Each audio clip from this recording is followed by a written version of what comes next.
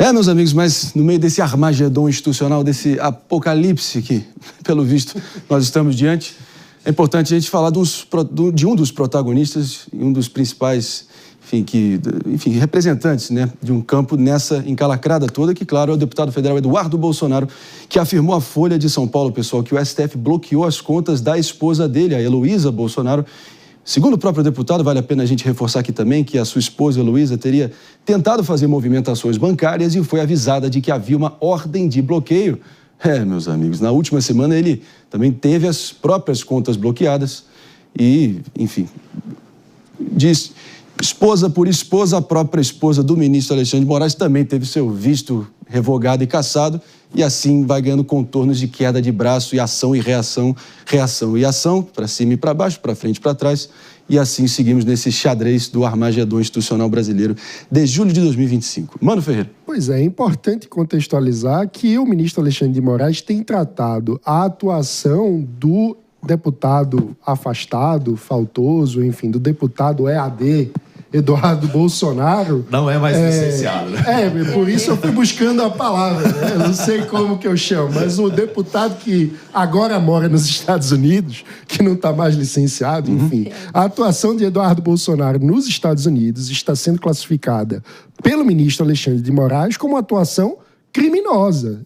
Tanto que nós lemos exatamente isso agora há pouco na decisão do ministro Alexandre de Moraes sobre a advertência ao ex-presidente Jair Bolsonaro. E nesse contexto, se Eduardo Bolsonaro, ao fazer o lobby que está fazendo no relacionamento com autoridades americanas, nesse contexto de imposição de tarifas ao Brasil, se essa atuação é criminosa, aqueles que ajudam a viabilizar essa atuação são, portanto, companheiros de quadrilha na interpretação do ministro Alexandre de Moraes. Não à toa, isso levou o ministro a impor as medidas cautelares ao próprio presidente Bolsonaro. Vale lembrar que enviou 2 milhões de reais via transferência Pix para Eduardo Bolsonaro e, nesse contexto, a esposa, na movimentação financeira, ao viabilizar as atividades de Bolsonaro, se enquadraria na visão do ministro, nesse contexto todo também, né? Então, o ponto aí é discutir como que essa interpretação, digamos assim, quase como um promotor de justiça, que é a trajetória biográfica do ministro Alexandre de Moraes antes de se tornar ministro, o quanto que isso é ou não apropriado na posição de ministro do Supremo. Parece que a gente voltando aos tempos para quem cursou a Academia de Direito, é o Código de Hammurabi, né? Olho por olho, dente por dente, peça para frente, peça para trás, ação e reação.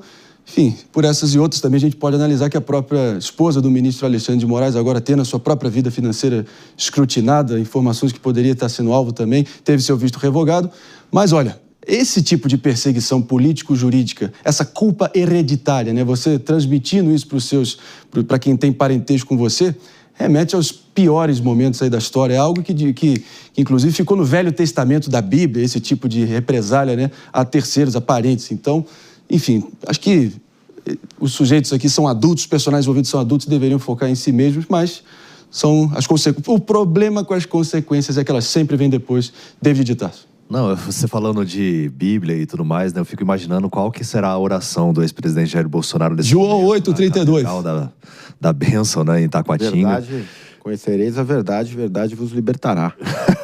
Lembra dessa, né? Você tá rezando também pro filho, né, ser mais comedido, será nas medidas? Aí, a catedral onde o Bolsonaro tá em direção a agradecer diante, né, da decisão aí do Alexandre de Moraes para determinar que não vai prendê-lo, mas, claro, tem que seguir as restrições à risca, porque senão ele pode sofrer as consequências das medidas cautelares. Mas eu fico imaginando, então, o que ele está pedindo nesse momento. Pois é, esposa de Eduardo Bolsonaro, Heloísa Bolsonaro, com as contas bancárias bloqueadas, ao que tudo indica. Pelo menos o padre avisou que é na alegria e na tristeza, né? Então é importante a gente ter isso sempre em mente. Delegado Gustavo Mesquita. Olha, mais uma vez aí a gente assiste mais uma medida do ministro Moraes, nesse caso aí bloqueando as contas da esposa do Eduardo Bolsonaro, que ofende diversos princípios do direito penal, a meu ver, dentre eles, já de cara, um dos princípios basilares, que é o princípio da intranscendência da pena. Em outras palavras, a pena não pode ultrapassar a pessoa do réu, a pessoa do acusado. Isso, inclusive, está esculpido na nossa própria Constituição Federal. Mas o que é a Constituição Federal? Os que são os princípios do direito penal e constitucionais hoje em dia, né? Aliás, mais uma vez, uma medida cautelar decretada de ofício, também à revelia daquilo que recomenda, né, doutora, a técnica jurídica, onde as medidas cautelares, ainda que inominadas, e há uma discussão muito grande dentro do direito, se essas medidas cautelares têm que ser as medidas dispostas em lei, nominadas, ou se podem ser inominadas, enfim.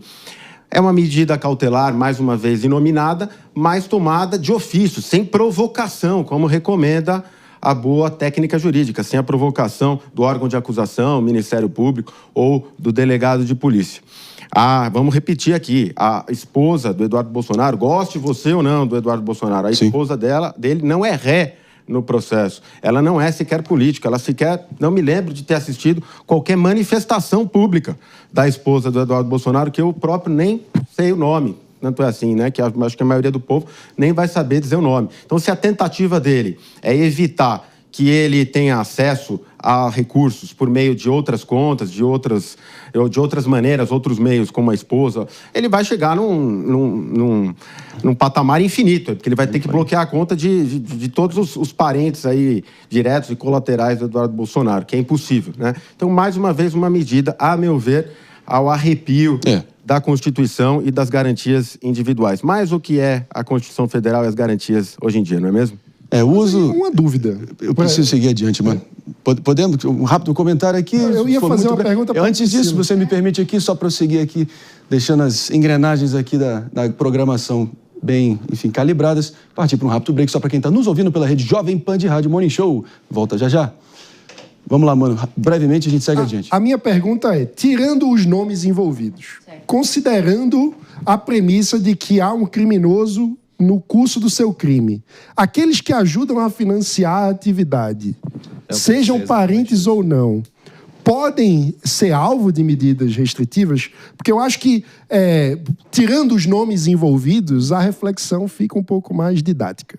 O problema é assim, se está instigando, induzindo aquele eventual crime imputado, poderia, de acordo com o Código Penal, a gente tem um artigo, que é o artigo 29, né? Que se ele instiga, de alguma maneira, todo aquele que concorre para o crime, responde por ele na medida da sua culpabilidade, ou né, até mano? mesmo crime autônomo de favorecimento pessoal. Que é o 348, mas aqui a questão é a seguinte, né? Está se apurando, então são medidas cautelares, né? Na verdade, ali a questão a ser apurada. O problema está no seguinte: primeiro eu tiro a conta da esposa. Claro que para ele ter feito isso, ele tem que ter sido, né, de forma fundamentada. Mas eu fico pensando assim, se ele usou a internet, eu corto a internet. Se ele usou, daqui a pouco ele vai ficar sem comer, porque quem serve comida estaria, de alguma forma, instigando ele a viver. Então, assim, eu acho que a gente tá... Exato, a gente não pode ficar... E aqui, na minha opinião, eu não sei qual foi a fundamentação, e espero que tenha.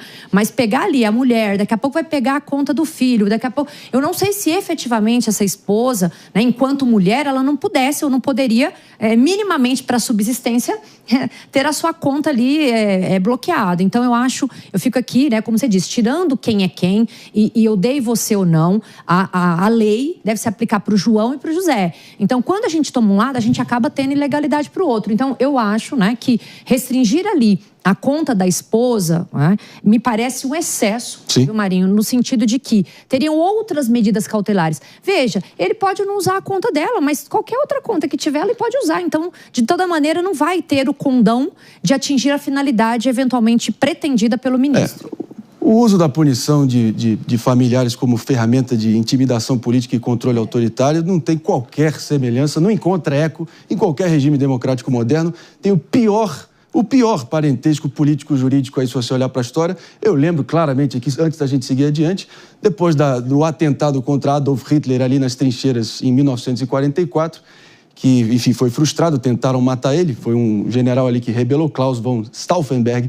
Ele acabou gerando a pior campanha de repressão contra os alemães para dar um claro sinal de que, não vem folgar não, e realmente delimitou uma linha ali e acabou punindo todos os familiares dos conspiradores, mandou para campo de concentração. Claro que aqui é um caso extremo, mas é só para mostrar que encontra os piores precedentes caso isso continue escalando dessa maneira nesse 2025. Só porque a história deixa lições de certa forma, né?